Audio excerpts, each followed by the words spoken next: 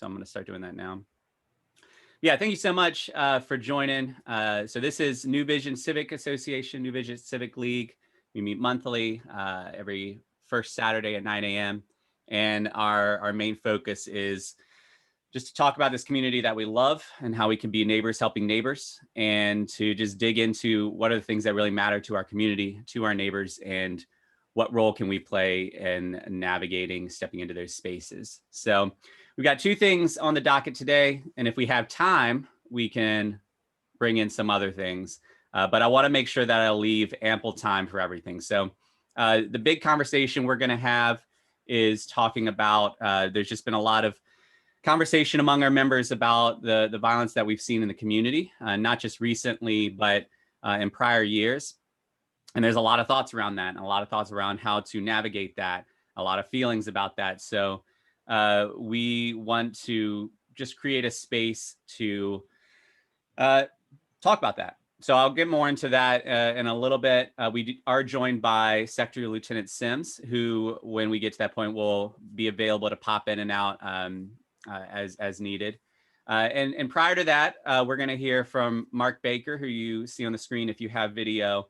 And Mark's going to share with us the property at 2200 Carrington, which I know many of you have a particular interest in that space. And it's actually that whole lot, especially before it was built up over the past few years, has been a conversation that's popped up many times in New Vision. So yeah, so I'd love to just step in. Mark, I'm going to pass the figurative mic to you. Okay, great. So I'm Mark Baker with Baker Development Resources. I'm going to take 1 second here to see if I can navigate this share screen and get a PowerPoint up and running here. Can you see that? Yep. Is that working? Trying to go to slideshow here. Looks good. Oh, there we go. All right. Okay, so again, I'm Mark Baker with Baker Development Resources. I worked for the city for a number of years. I became a consultant in 2006, and I help developers, landowners with processes with the city, typically zoning ones, but we do permitting as well. And so this is a special use permit request. It's for 2202 Carrington Street, and the request is for a neighborhood scale mixed use development. It does require a special use permit, and we've applied for that special use permit. It's a long process. Part of that process involves a lot of community outreach, and so we're reaching out to neighbors. We want to, we're trying to start the conversation. So this is a good time to have that conversation, and so we're interested in your input. So we appreciate you having us here today. The property is located. There are two parcels, both 2200 and 2202. They're at the northeast corner of North 22nd and East and rather Carrington Street. They have a combined lot area of just over almost 4,600 square feet. They're irregularly shaped. They have that unique corner. These kind of acute angle, and it really makes for a unique property in the vicinity. It does have alley access at the rear, although limited based on the configuration of the property. They sort of narrow, the larger frontage on Carrington, and then narrow as you go back along 22nd Street towards the alley. In terms of what the city says, it's R63 is the zoning, R63 multifamily urban residential. And this is where the city is looking for medium density neighborhoods with a mix of uses, including corner commercial uses, which is what is proposed, and single, two, and multifamily residential uses. So residential uses with occasional corner commercial uses interspersed.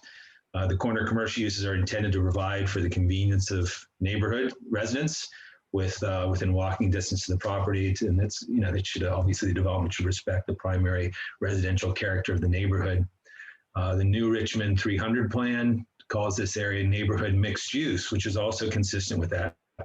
And they're looking for highly walkable urban neighborhoods that are predominantly residential with a small but critical percentage of parcels providing retail, office, personal service, and institutional uses. And that's sort of R63, the existing zoning is consistent with that in terms of R63 actually allows the permitted or the requested corner commercial use. And so it would be a mixed use development. And so I have some renderings that we'll show as we move through here, but this is the Carrington Street elevation. It would be a mixed use development. It would actually be configured in terms of having the appearance of two buildings, which would break up the massing. It would allow some consistency with the development pattern in the area. There would be a mixed-use building, which is shown on the left. There would be a residential building, which is shown on the right, mixed use at 2200, the residential at 2202. They both be 3 stories in height. There is some variation proposed in order to break up the massing, make a little bit more interesting development, and to make it relate to other development in the area. In terms of architectural detail, some variation is proposed. They've tried to work in some details from surrounding development. They've tried to work in some details that are respectful to the overall design in the area. Some of the historic buildings in CC, sort of Italianate cornice along the top of the buildings. In terms of the materials, they're talking about quality materials. They have a brick base, but brick cladding along the base, cementitious lap siding above that, and that brick and the lap siding are details that you see in the in the vicinity. And so again, it is that kind of unique shaped property here. We're looking at the corner elevation. This is the mixed-use building, and again, that's at the corner. It's designed to sort of address that unique geometry with the property coming to a kind of a acute angle at the corner here. And so the building is necessarily angular as you look at it from the corner, and we think that adds some interest. This storefront would be proposed at the corner. There would be a slight setback along that storefront, and there would also be a truncated, so a sort of a clipped corner, which would create the potential for an open and active outdoor space at the corner, and it would allow the building to really engage the street and create a nice streetscape. The upper levels on the Carrington facade would be improved with balconies overlooking the street. And we can talk a little bit about the actual commercial detail. The mixed-use building, again, will be at 2200, and that's at the front here. It's designed to be brought out and address the corner, that unique corner, and it has the potential for open or active outdoor space. You can imagine maybe a coffee shop where there might be a few tables outside, or a restaurant, or perhaps a takeout that might have some ability to have a little bit of outdoor dining there. Those are the kind of things that are kind of envisioned along that outdoor space. The corner commercial use would be 1,290 square feet. R63 actually suggests up to 1,500 is permitted, what actually is permitted without providing any parking. So this is consistent with that, and the idea is this would be broken up into as many as 3, but perhaps 1 commercial space, which would be improved for the end user tenant. Be a nice modern commercial space that would meet the needs of modern commercial tenants. The usage would be limited to what the R63, the existing zoning, suggests is appropriate. So things like small restaurant or takeout or a coffee shop, maybe personal service or retail. And it's intended to be neighborhood serving. It would encourage more pedestrian activity. It would encourage a walkable environment. And, most importantly, it's supposed to serve people that live in the vicinity who could walk and utilize the, whatever use ends up occupying that space. And looking at the residential, so here we're again looking at the Carrington Street frontage. We would be proposing 9 dwelling units. The 9 dwelling units are, the notion of building the corner commercial is attractive. It's something my client wants to do. And so the question is, what's the critical mass that's needed in order to make that work from a pro forma standpoint, to make the overall development work? The commercial space it's attractive. It's desirable to a lot of neighborhoods that like the idea of being able to walk to a corner coffee shop or that sort of thing. But the reality is that from a lending perspective, that's speculative space. So the question is, what's the appropriate amount of development to accompany that in order to allow the whole thing to work? And they're proposing 9 dwelling units. On the mixed-use building, which is shown on the left, there would be one bedroom unit, which would be on the first floor, and then two bedroom units on each of the second and third floor. That's a total of 5 units. And then for the 2202 building, which is to the right, you would have 2 one-bedroom units and 2 2-bedroom units. And so these would be modern units with desirable open living areas, quality finishes. 3 parking spaces are proposed to the rear of the building. That's because of that limited alley access as the properties converge and narrow towards the rear.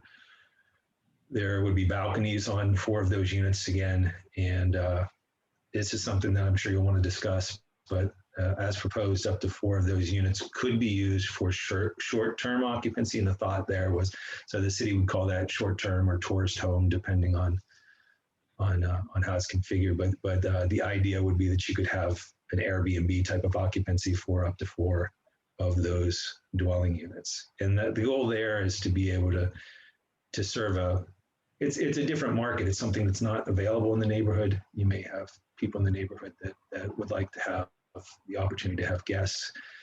Maybe they're having a gathering where their number of bedrooms they have doesn't support that. This is something where, you know, if you're looking for an affordable option in terms of a place to stay, you know, you may end up out at the airport. The city has really ratcheted down the extent to which people are able to do Airbnb in particularly in residential areas. And so this is the idea here is to ask the special use permit the ability to do that for up to, not necessarily, it might not even happen, but the flexibility to do that with up to 4 units in order to meet that need, which is kind of going away to some extent based on the new short-term rental regulations. We can talk about that more. I don't want to talk too much about that right now. And yeah, so that's basically it. The R63 allows for the 3-story development. So this massing is technically permitted within the R63. The 1,500 square feet of corner commercial is what's envisioned by the R63 without the requirement for any parking. So the 1,290 that's proposed is consistent with that. I have 5 dwellings. That is 4 to 5 dwelling units. I need to look at there's some inaccuracies on the assessors. I think in terms of the assessor's records, you could get 4 in the area that it identifies. You could get 4 dwelling units by right. So 4 to 5 units by right.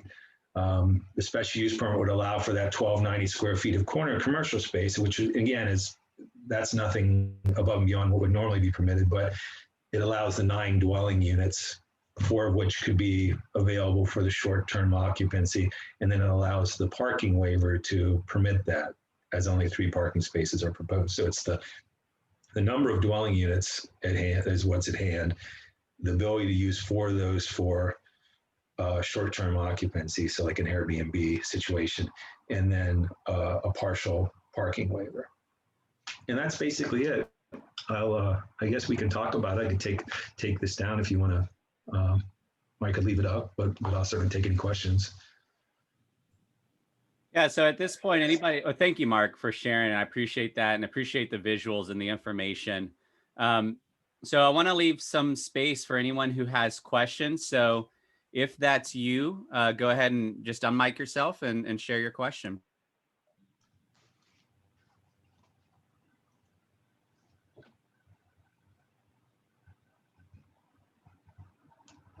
Mark, what is the size of these units square foot wise? Are they all the same? Are they all? I think they're all pretty small. I'm assuming for Airbnb. Oh, so of the units, the 2-bedroom units are on average they're 930. So that's actually a decent size 2-bedroom unit. Yeah, definitely. Yeah, the 1-story, or rather the 1-bedroom units are smaller, and they are in like the really around the 500 range. So they're efficient. They're nice units, but they're inherently smaller because they're 1-bedroom. Yeah, that's not a micro unit in my mind. That's pretty. I thought they were smaller than that. That's cool.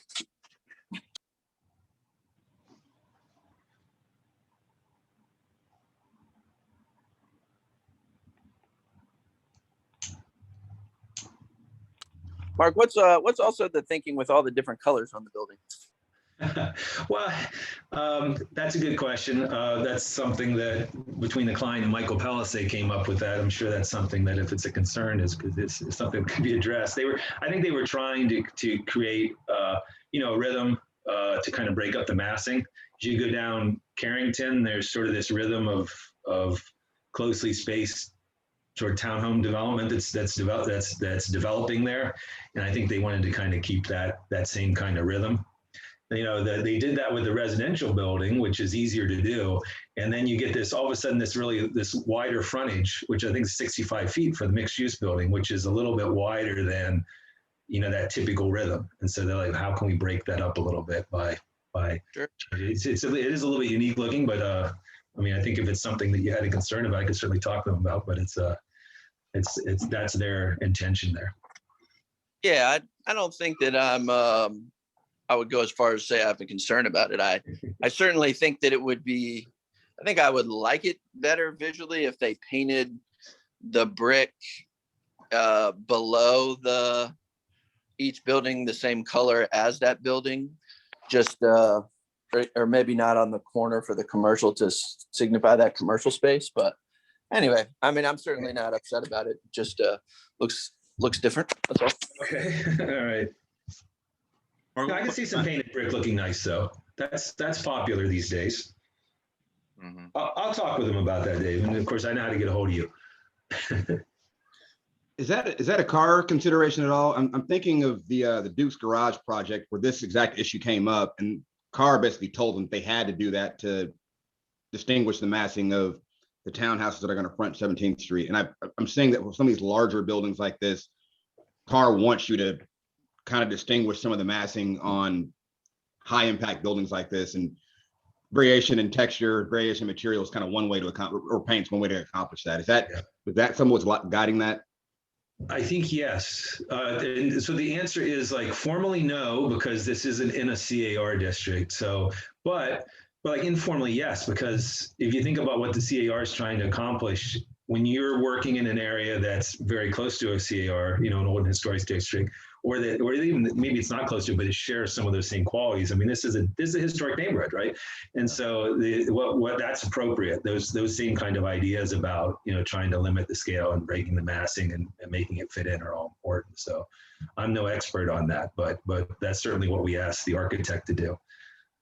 I compliment as well the balconies. That's been a struggle of getting folks to add. Actually, that same project has balconies facing the rear. The Duke's Garage project has balconies facing the rear. And I'm strongly in favor of opportunities to create residents interacting with the street, interacting with folks that are passing by. So those street facing balconies are fantastic. Oh, great. Thanks. Question about the short-term units. Does that reduce the impact of like the parking strain? Well, our thought was yes.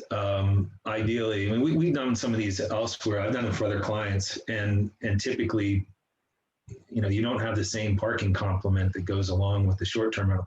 A lot of those folks may come and fly in, and they'll Uber over or Lyft and stay. And then the idea is that especially as a neighborhood like this progresses, that there's more opportunities to walk and walk to a restaurant or and again, particularly if you're visiting someone in the neighborhood, it's an attractive option. But yeah, typically I think the thought is that you're not going to have the same parking requirement with that. So that's part of it. I think it helps with the parking. And then of course it's just something that's not, the city recently overhauled. No, they didn't. I'm sorry, they didn't overhaul. They created standards for short-term rentals. Like everyone used to do it. You'd see them, you get on Airbnb and they're like dots all over the place, right? Through these neighborhoods, people that were doing Airbnb, but none of them were legal. Technically, none of it was legal. And so the city has come up with regulations, but they're very restrictive. So a lot of people that were doing Airbnb with some, regularity are not doing it anymore because you have to live there. And then you have to also limit it to only half of the year, basically 180 days. So a lot of people there are people that had purchased properties for the sole purpose of using it as an Airbnb, and they're out of business now unless they go and get a special use permit for that. And so I think, and the city's requiring that on your Airbnb listing that you actually reference your certificate of zoning compliance that you now have to get from the city. So I think that those numbers are probably going to decrease. And so I think they kind of saw it as filling a void. Here's an opportunity to do that in a place where, plus they're all in one building. It's something that's going to have professional property management, as opposed to your neighbor who, lives on the other side of town and uses his property as an Airbnb, but isn't really, actively managing it. So, there's a number of reasons, but yes, that's one of them. That was a long answer. I apologize. It's okay.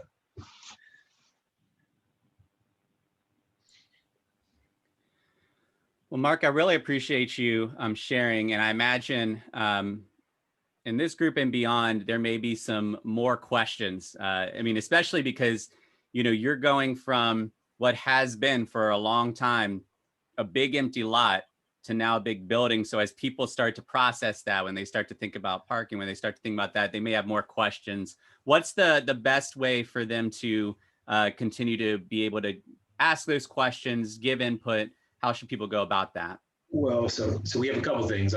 We have yet. I don't think we've sent them out yet. We always send out letters to everyone within 150 feet, and that includes our contact information.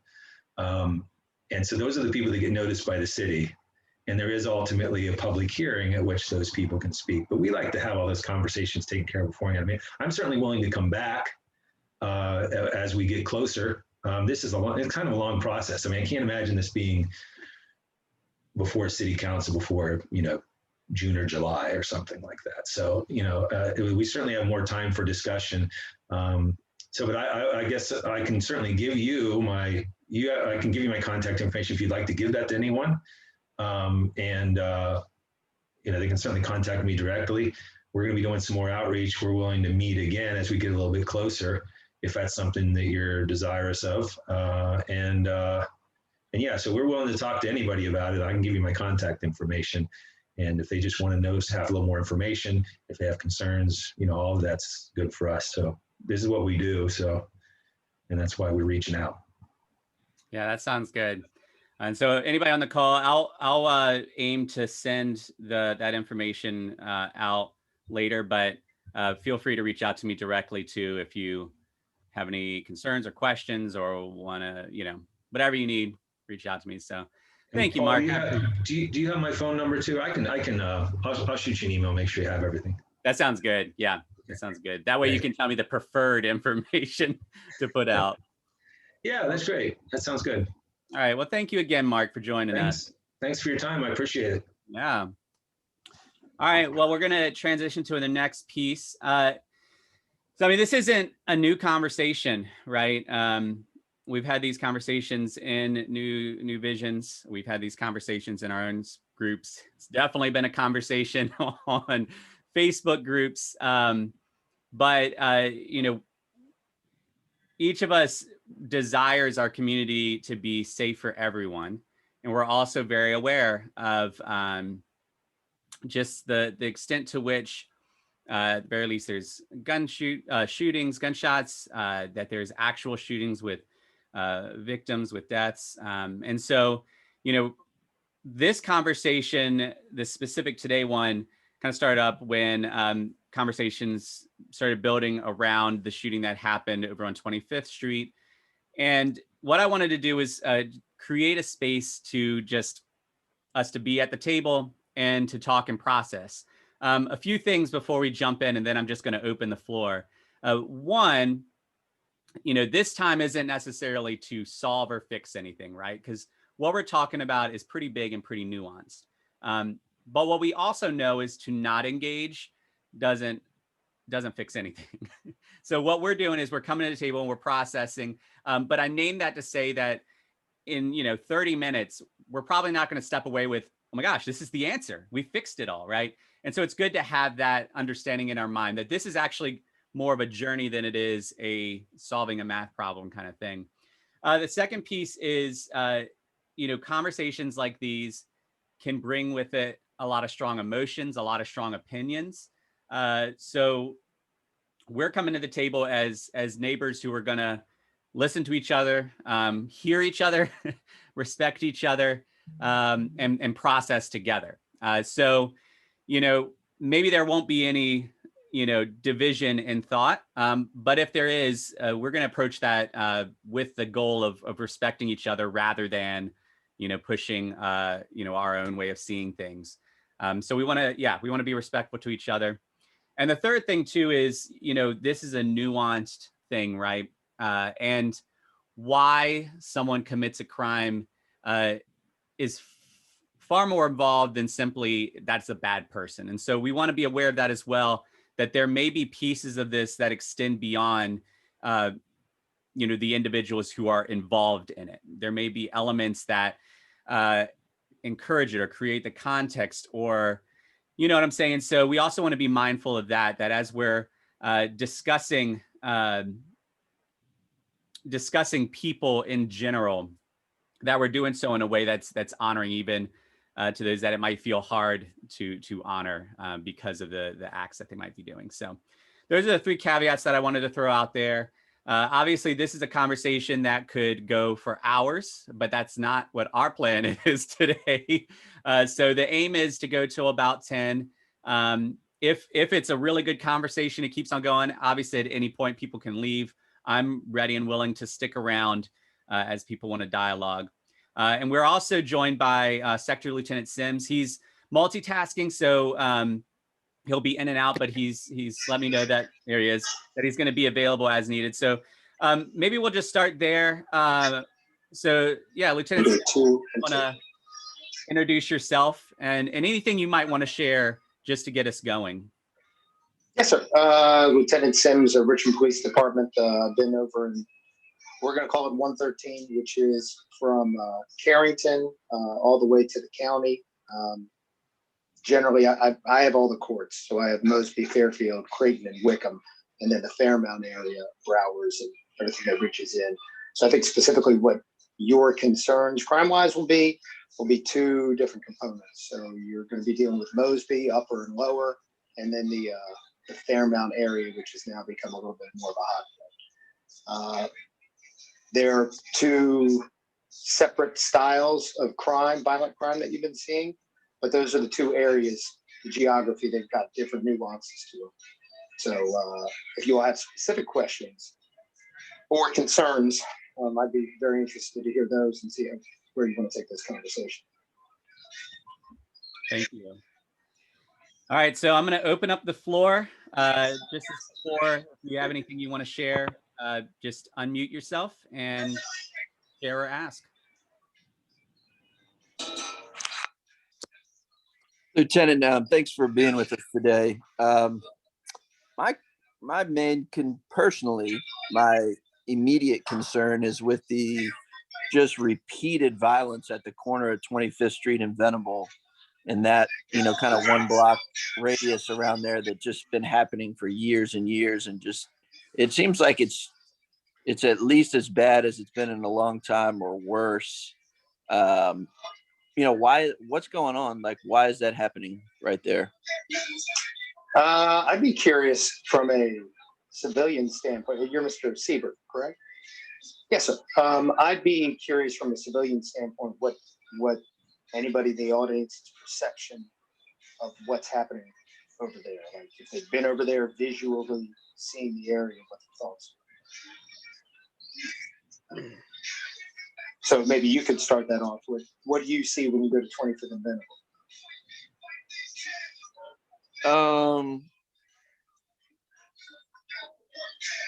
I mean, what I see is a corner with businesses, various businesses, and then I see obviously the ABC stores in that area, and then in the kind of alleys and blocks around it, I see kind of vacant areas where there's not a lot of people living, and it's a little dark. And I see it's obviously an area that is frequently trafficked. There's an important bus stop there. So lots of people, lots of businesses, and then lots of areas that are right around the corners from it that are not super visible to a lot of people. Anybody else? Can y'all hear me? Yes, ma'am. What I see is a lot of drug activity.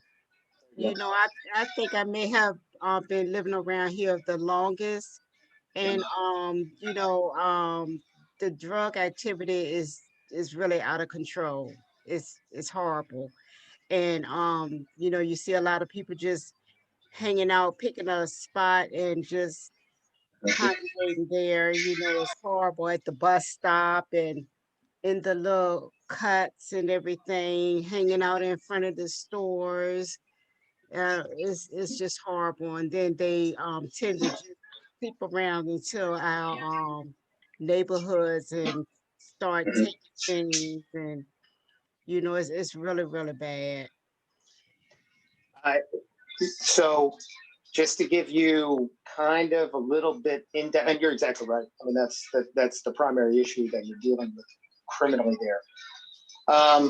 My violent crime stems a lot from the Mechanicsville Turnpike, and the reason it stems from the Mechanicsville Turnpike is, well, I'm not going to say it's one thing, but there's a common thread, and it's the gaming machine.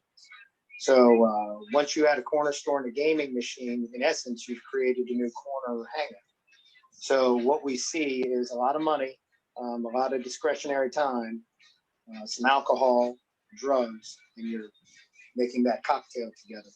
So for me personally, I've talked to Dr. Newville on several occasions, and I don't mean to speak out of turn. I believe, if I got it right, she had introduced some legislation to get the machines out of the corner stores before, I think, the last General Assembly. But it was driven by that corner store hangout gaming component. I had a 15-year-old and a 12-year-old getting a shooting. One died, one's going to be in jail for a long time. They just went to the corner store with 20 other kids, and they're just hanging out, and just, there's no rules. So in that corner of 25th and Venable, you hit it right on the head. You've got a huge drug market. It's mostly opioids. You've got a couple stores in there that have gaming components. So it all depends. Like, I've been there at 3 o'clock, and all of a sudden there's 20 cars out, and people are lingering around at the alleys and all the physiological signs of drug use. I'm there at 3 a.m. and I'll see that same traffic. It's not all the time, but it's hit or miss enough.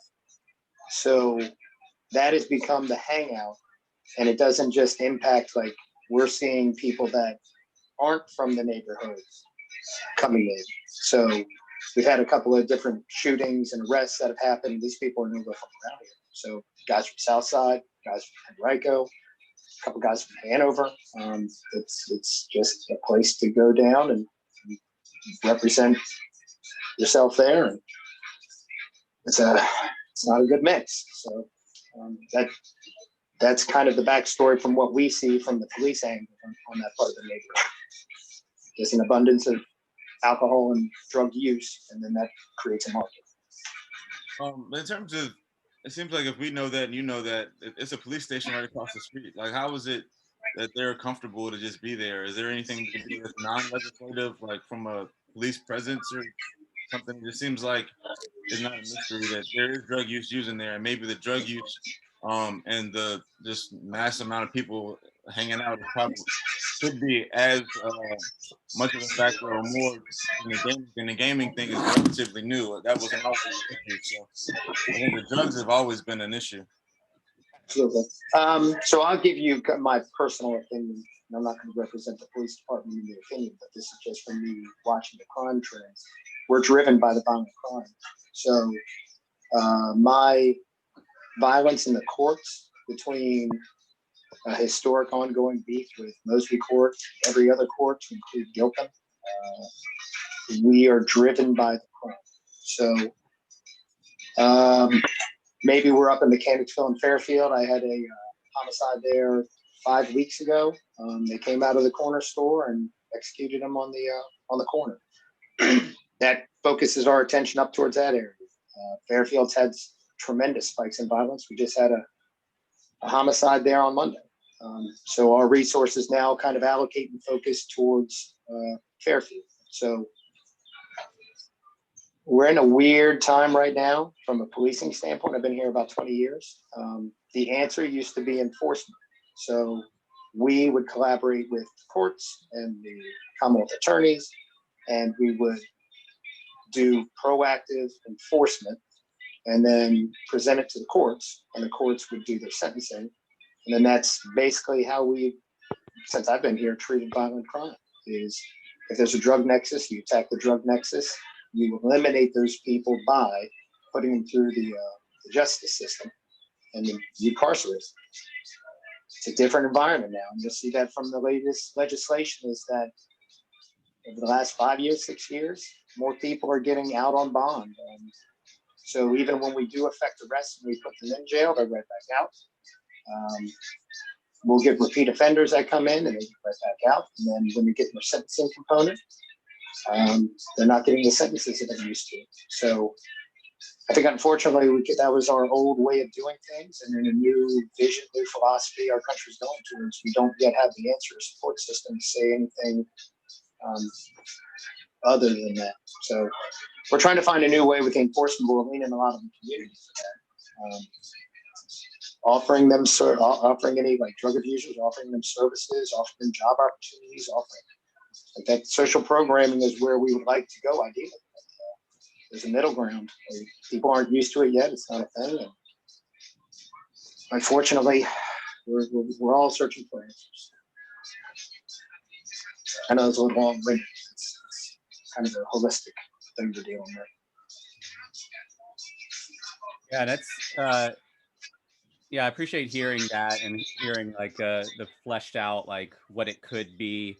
That leads me to a follow-up question. I know I've been in contact with other officers and in different sectors, and over the last 6 months or so, some have talked about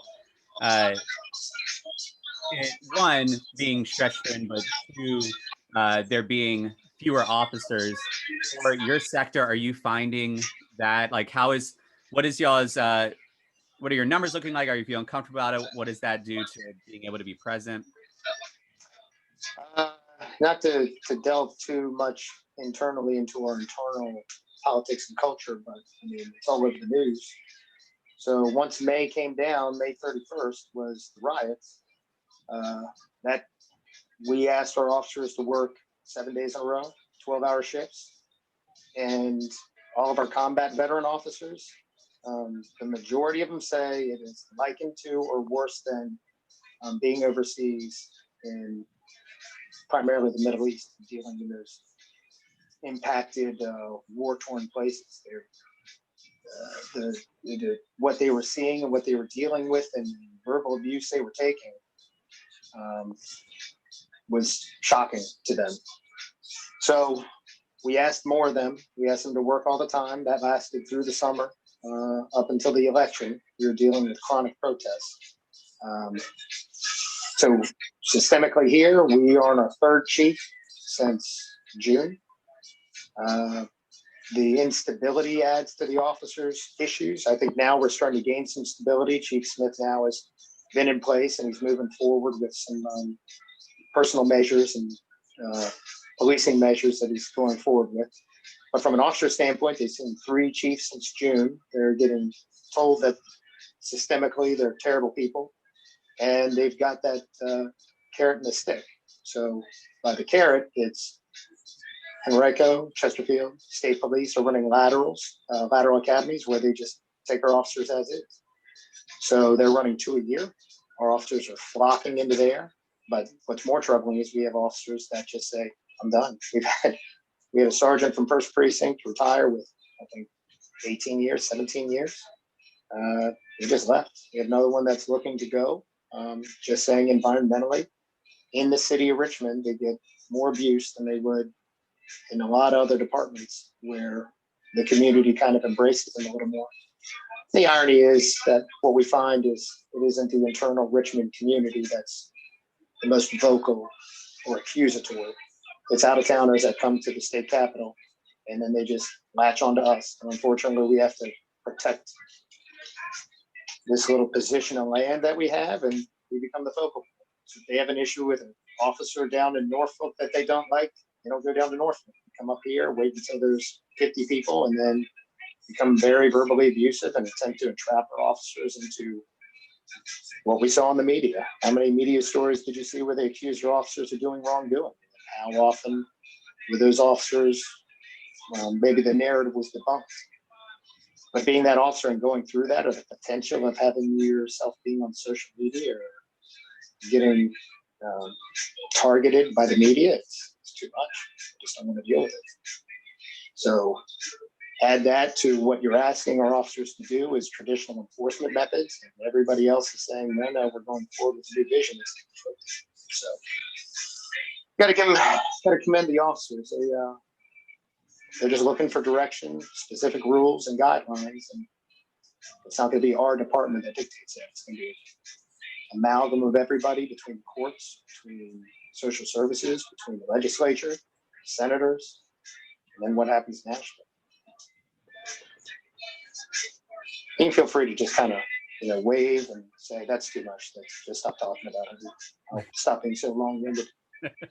No, I appreciate you sharing. And what I'm hearing is, when we talk about something as specific as maybe, there are a lot of elements going to it. So, you were just sharing about from your personal experience or officers, what you're feeling. Then there's procedural questions around how things function.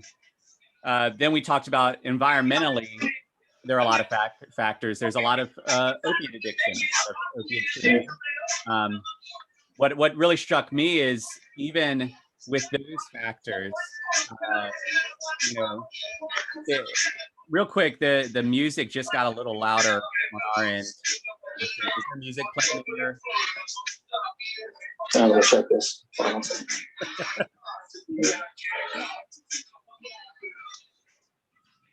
That's better. I was powering through, and then it got louder and louder. The other thing that you mentioned that was interesting is that there is like some people can look and feel like what's happening in the neighborhood is because of the people in the neighborhood. But you mentioned that there is a number of stuff coming in to our community from Chesterfield, from North Side, from even as far as Hanover. So it sounds like there's a lot of elements. So here's my question. What, none of us are officers or anything like that. We are just neighbors in the community. What are some words of advice you have for us on how we can engage in the community and come alongside what's happening? I think your area is unique. Let's address Churchill North to Fairmount. In the conversations I have, there's old Churchill and there's what has become new Churchill. And I'm just speaking philosophically. So Richmond has been Richmond for decades and decades. Churchill has been kind of one way for a long time. So when I talk to older residents who are in their 40s, 50s, and I go to district meetings, they talk about not getting their culture pushed aside. And that kind of came about as to specifically 25th and Venable about grabbing a beer and sitting on the street corner with your friends is, like that's how you unwind after a week. So you can't have a new Churchill residents coming in and saying, okay, well, you see 5 people in a corner having a drink and all of a sudden it's a crime problem. They don't want to see the disparate impact from us doing an enforcement component for what seems to be, let's say, victimless. So you've got an old Churchill philosophy of we're just going to hang out on the corner, we're going to be outside together, we're going to gather in large numbers. And then you got new Churchill, which is a philosophy of more traditional kind of lawfulness, let's say. So from a neighborhood citizen perspective, I think you have to identify that you've got 2 different worldviews kind of meeting together geographically. What you all can do is, what we found has worked is take direct ownership in this thing. So a specific example is we had a shooting, like the 25th and Venable shooting, a robbery, random gunfire right off the rear of Carrington. I was speaking to a couple neighbors back there. So what was happening is a lot of our violent elements using that parking lot in between the stores on 25th Street. So that's owned by a private organization I won't mention, but you all could probably figure it out. So identified the crime issues and that lot was there and there's a safety concern, and they took it upon themselves to repave the lot, put up fencing, put up lighting, put up no trespassing, offer enforcement, and they put in a locked gate. So they have dealt a blow to the ability of people to drive into the area, just put their cars wherever they are, and have quick and ready access to weapons and narcotics and such. that really helped. If we had cameras all over those areas, that would help. So what we're seeing is the overt surveillance cameras everywhere are really impactful. So if you go downtown and go anywhere with VCU, we saw huge crime decreases when they started putting up all those cameras on the VCU campus in that broad street corridor. And it almost kind of pushed out that crime from outside that zone, because once 3-6 months went by and you started going to court, and then you see on the news they have wanted posters out, and they would see the offenders, and they would see their shots were from the camera, made a direct impact. So you as citizens, as much video surveillance that you all can provide to protect yourselves and share with the police. And then for the business owners that are down there, taking some measures to kind of eliminate some of the crime issues. Yeah, I guess. Well, Jennifer, I had a question kind of related to that. So Yes. when you talk about more surveillance, utilizing Marine cameras and things like that, what's the capacity within First Precincts, 111 and 113 to package thefts have been an issue. And I've heard that you all have been really good about coming out and investigating package thefts, soliciting Ring camera video, things like that. We install more cameras. Humans have to be able to go through all of that footage and just interact with that. What's the capacity within the precinct to do something with all of this content that gets created, whether it's video that RPD puts up or Ring cameras? Because package thefts have been an issue for a while. More and more folks are calling the police about package thefts. You got to send a body out to take a first report. A detective's got to go. There's a lot of humans that have to do things with all this, and kind of what's the capacity to do all that stuff? It's a great question. To kind of streamline their man hours dedicated to it. If you picture the crime happens, people have to get away from that crime.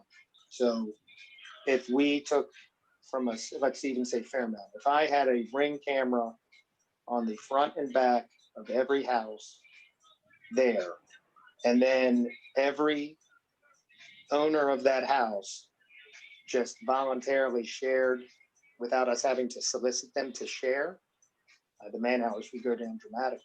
So what the officers have to do now is they have to go do a visual inspection and then kind of piece together the egress, how they're fleeing the area, and then hope to pick up a tag, hope to pick up more physical description, hope to see them uncloak and kind of get a visual of their face to kind of start putting the piece together for that crime.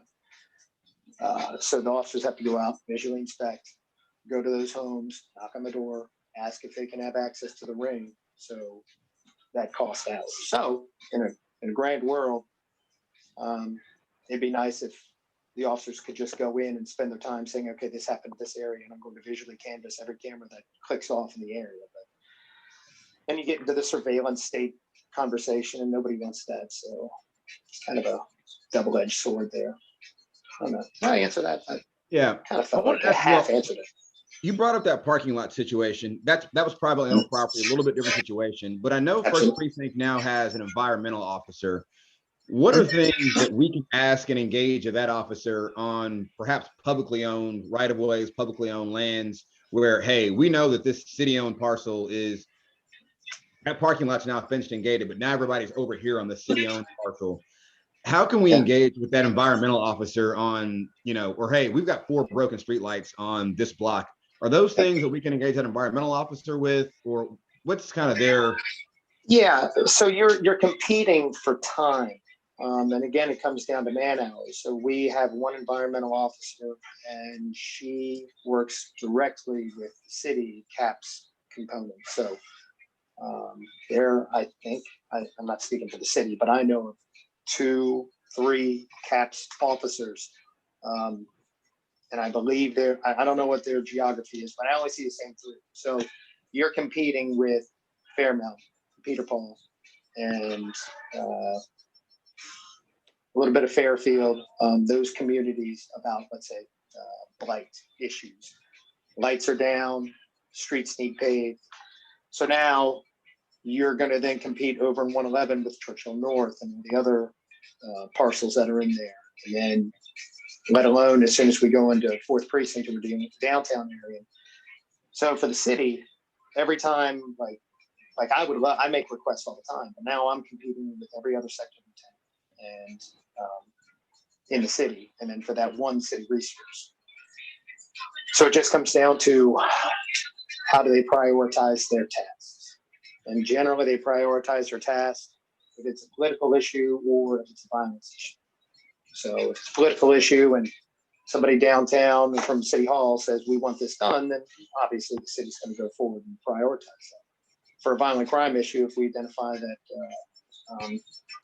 we can decrease violent crime, then that's going to get a priority. Other than that, from a day-to-day, those people work pretty hard. They're not taking a lot of time off. Is she the environmental officer for, I thought it was just 1st Precinct. Is she a citywide resource? Well, for a police department, we can't really do anything in that realm. So they can come in, they can say, okay, we have an issue with, let's say, a parcel of land, private or public. She has to go to those city officers. They aren't police officers, they're civilians that work for the city. And then they come in and they say, okay, well, you're going to be issued this citation for this, for a civil component. We are going to prioritize this and get a DPU crew down there. So basically, we as a police department, I guess, came up with the environmental to be that bridge between the civilian population and the city services, if that makes sense. Yeah. So she doesn't have the authority or autonomy to go in and say, I want that street light fixed. Hey, go grab a bucket truck and get over here. She's got to acquiesce with the city agency that goes. So I have a question. One recurring thread that I've heard in what you've shared is it sounds like for officers, there's this sense of being stretched thin, or that there is a lot that needs to happen. Yes, that's it. No, just wait a He's cheating on me. I'm sorry. Go ahead. He's overseeing some physical training right now, so he's multitasking.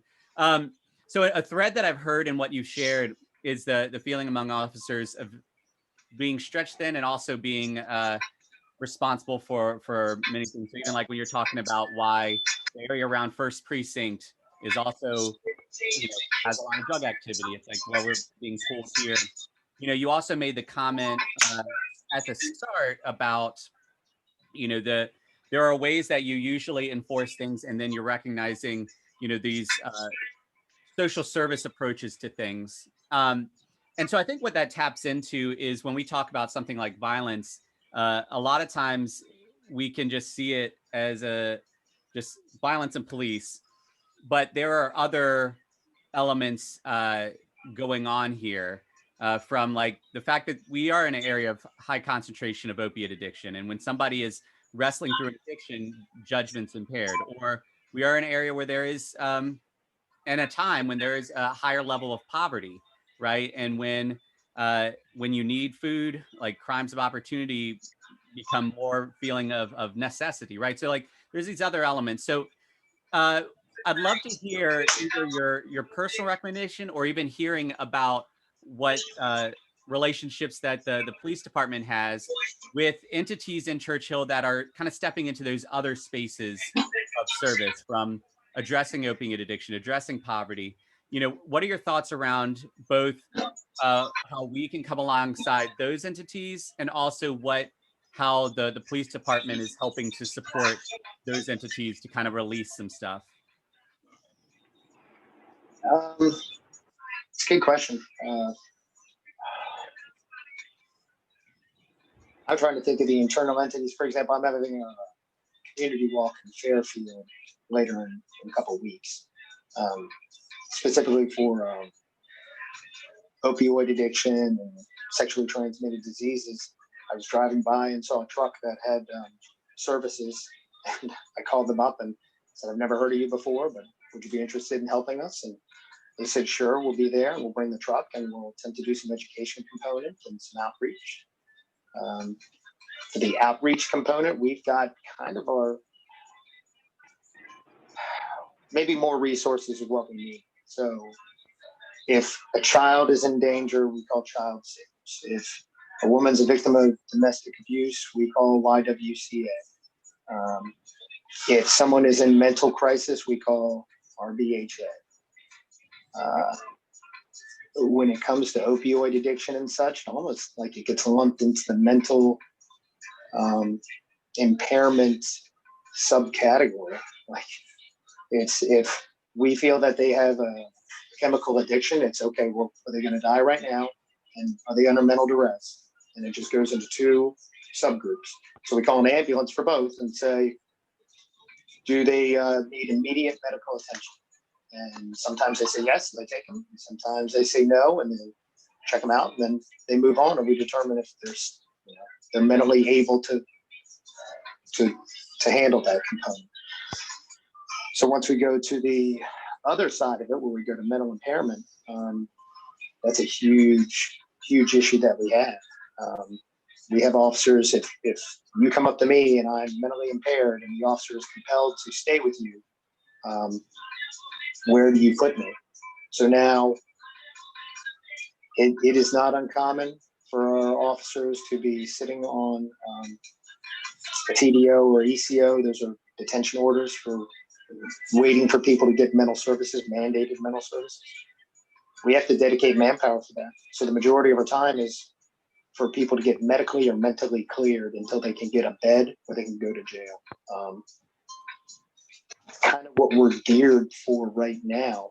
So when we talk about external outreach programs specifically for opioid addiction, we don't have a lot of other services other than, Alcoholics Anonymous or narcotics, the subgroup with Narcotics Anonymous. Any long-term outreach, which is really what we need, we really don't have access to. All that we are really geared for is to handle the immediate care and urgency for those people. And then after that, we kind of leave it on other departments. So maybe some interconnectivity with other services for a long-term solution would be ideal, but that's outside the police department's purview. Like, we're really just equipped to handle what's right in front of us immediately. After that, it's on the individual officers of knowing their neighborhoods and then going the extra step and asking for external resources. Yeah, I don't think I have an answer for that. Well, we're at 10 o'clock. So if anybody else wanted to ask a question, I'm happy to leave room for one more. I want to honor everyone's time. Was there one final question anybody had? Well, I'd love to hear what you think. What are things that we can do as a community? I heard, if you have the opportunity to have surveillance on your house, that can be helpful. Is there anything that we can do as a community, very bluntly and specifically, to help assist you guys with decreasing the violence at that 25th Street Venable area? I've got a very specific opinion, and it's that, and maybe there's a term I use. If you're a hammer, everything looks like a nail. So in that, after 20 years working here, my opinion is that drugs drive pretty much all the crime that we have in one instance or another. So you're talking about package thefts. That's usually people that are desperate for cash and they need the ability to have some barter system to get their drugs. Violent crime often stems from a drug nexus. So it's not all the time, but a lot of the time there's a drug nexus attached to it. And I think what you're seeing at 25th and Venable has definitely got that drug nexus. So how do you address that? People in my family have had addiction issues and sought out treatment for them, and a lot of times it works. And unfortunately, there have been a handful of occasions where it has not worked. We've had to take ownership on that as a family and kind of come together and make those hard decisions. So as far as your community, if drug abuse is a driving factor in that community, then what does the community do? So that's the question, is how do you solve that drug nexus? And the old answer was, let's put a bunch of cops in there, affect a bunch of arrests, and get them off the streets. But we don't handle the addiction component, or how we're going to get them off drugs so they don't reoffend. How do we give them the financial opportunities to have a job? The little wins I've seen, there's a director over at Goodwill. He has offered employment to anybody that'll take it. They just have to have a clean drug test. That kind of stewardship is exactly what you need. Give people an opportunity. For business owners, if you've got somebody in the community that you've got there that has a drug addiction, if you can offer them some kind of services and outreach and clean them up, give them a financial opportunity, that would be ideal. And get the cops out of that nexus of enforcement. So I don't have a quick answer for you. I would say, if you're a business owner, offer opportunities to those that are in your community. And then as community members, if you see somebody that's in need of services, don't call the police. Call an outreach program. I think that's kind of where the philosophy is going. When you call the police to deal with somebody in aid from drug addiction, that's where it gets sticky. You drive us to that call, and then when they act, we have to react. And oftentimes it'll end with consequences we don't want, where we have to use physical force, or we have to effect an arrest or something. So the long-term solution would be we treat them externally without having the enforcement, without putting a cop in front of them, forcing that decision. Yeah, I kind of danced around that one. I don't know if, and you all are punishing this kid. What set are you on? Is this 10? My sense is okay. Yeah. So I'm outreach and financial opportunities for these families. It's really the only solution I see right now. I'd love an easier answer. Sounded like you were saying a lot of these people aren't even in our community, so I don't know how we could possibly help people. Well, the drug abuse. The drug abuse is who's in your community. So if you go to 25th and Venable and you go to the corner of R Street, S Street, on that lot, you'll see, by the bus stop, you'll see 5 to 20 of the same individuals that all live in the Churchill, Fairmount area. A lot of alcohol abuse and a lot of opioid addiction right in that corner. How are they getting their drugs? A lot of times you get out-of-towners that come in, or people that are outside that circle to deal. So what are you getting? You're getting out-of-towners that are coming in there with, and it's not all. We've had some locals that have committed some crime in there from the violence aspect. But what you're left with is the marketplace. So what you're seeing the users, the end users of that product. Those are our residents. Those are the people that are impacted. The out-of-towners are coming in because there's an opportunity, because our neighbors in our community are falling victim to the drug crisis. So it's kind of that double-edged sword. It's, our neighbors are the ones that are driving the market, and other people come in, seek financial opportunity or just to have a good time, and then are driven to those places. Well, Lieutenant Sims, I really appreciate your time. And yeah, just sharing, not just informationally, but even personally, because what we're navigating is a really complex and nuanced thing. And so I want to close out just with some personal thoughts when it comes to New Vision. One thing that I heard is, a big piece of this for New Visions, our tagline has always been neighbors helping neighbors. Right. And for New Visions, that if we want to remain true to our core, that becomes part of the driver. And some of what was just being shared taps into that. There's an approach to dealing with violence, which is to push it away, right? To push it out of our space. Sometimes that subconsciously is actually pushing people out of our space, certain types of people, right? And that's just not who New Visions has been. New Visions is not about pushing people away. But we also want the environment to be one that is a space where all neighbors can thrive, whether they are long time or new, whether they are wealthy or not. And so I think a big piece of this is presence. So I was going to say this before Havis got off, but even when he talked about balconies and street facing, there's something about being present in the community. That's why I spend a lot of time on the front porch. You get to know neighbors, you get to know their stories. But one thing that I want to do with New Visions is, you mentioned, Lieutenant Sims, that for you and your fellow officers, there are certain calls that the police were like, are specifically equipped to deal with. Like, I'm not specifically equipped to deal with an active shooting, but officers are.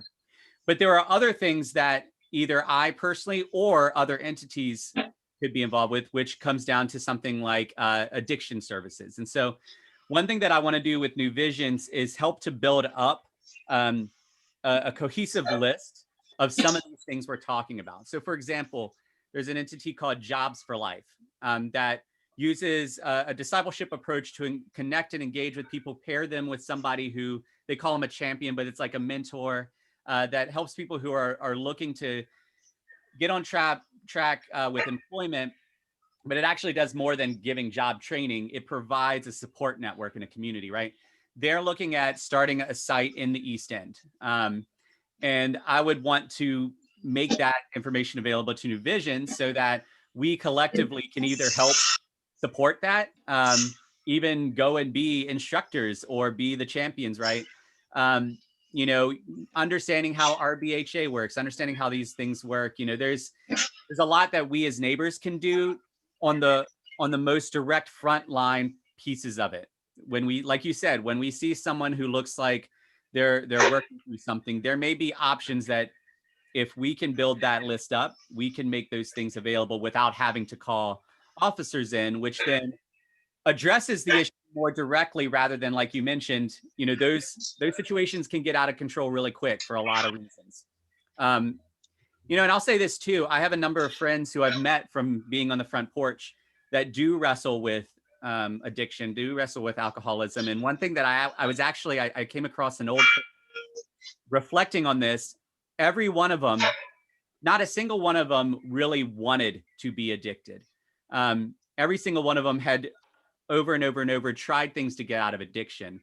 And hearing their stories and growing a relationship with them helped me to understand that nuanced piece of it, that there is a desire to not be, as we would call, bad. The problem is that sometimes the pathway out of that is very hard to find or very limited. And so part of our journey then as a community and as a civic association is knowing that opiate addiction, knowing that homelessness, knowing that poverty are pretty hefty burdens in our community. How do we make those pathways easier to navigate, easier to find? And then how do I then partner with Lieutenant Sims and say, hey, here's some of the connections we have. I want to introduce you to so-and-so, like you mentioned that truck. Like, part of my responsibility is going to be letting you know about some of the things that I come across. So, I think collectively, this is a hard thing. And in the most immediate, a person getting killed is like an immediate thing that there's an immediate reaction to. What we get the opportunity to do is how do we start now building up these things before the next immediate hit point, so that instead of being reactionary, we're able to be proactive. And it's a hard thing, but it takes a community to do something like that. So to illustrate your point, I'll end on this, try to make this a quick story. I go to the railroad tracks, Valley Hospital. It's 2 a.m. and the call is person passed out in their car on the tracks. So we go down there and the car's in drive, guy's passed out, windows are locked. He sees us, his foot's on the brake. There's vehicles that he could potentially run into. There's fire and ambulance personnel that are out there. we're knocking on the windows. He starts digging in the car. He's trying to swallow drugs. You see the physical effects. He's starting to gear up, muscly guy. Just it's all bad news. He's digging and digging. So from our perspective, we show up and we're waiting for the gun to come out. He's out. He's not thinking rationally, so we don't know what he's going to do, and we don't have any capability to open the door without smashing the windows. So we sit there, and every officer there kind of made an agreement that we're not going to try to use force against this person. We're going to either let him wind down, where we'll have to break the window and pull him out once he's gone into an overdose, because we don't want to shoot this guy. Begging with him. We were out there for 40 minutes. And the only thing that got him out of that car was a conversation he was having with his girlfriend. So to illustrate your point, if we had more of those resources, people are going to feel much safer dealing with their addiction issues with a support group that is non-enforcement, because everybody, when they're out of their mind and there's chemicals involved and they see us, they think one thing, going to jail or they're the enemy, and then that forces that hand. So having the ability, and we can't walk away from that situation. So we're forced and compelled. We can't just walk off and say, I hope he's okay, and walk off. So we can get before that point and get them in a comfortable space where they feel safe enough to change their ways. Absolutely. And the more, if you could spearhead that and find more services and find even a place, a physical place for them to meet, that'd be great. I'm all about it. Yeah. Well, thank you again. I appreciate your time, and everyone else on the call. I appreciate you as well. If you want to process this some more, you know how to reach me, email, call, text, whatever. And if you, like I said, I recorded this. So if you wanted to come back to this, what I'll do is I'll make this not shareable, but like just let me know directly and I can share it directly to your link so that it's not like a public spread around. Yeah, thank you all. And I hope that you have a great rest of the weekend. I hope it warms up to match the sunniness and everyone can take some time just to enjoy the outdoors like David did this morning. All right, y'all take care. All right. Thank you very much. Guys.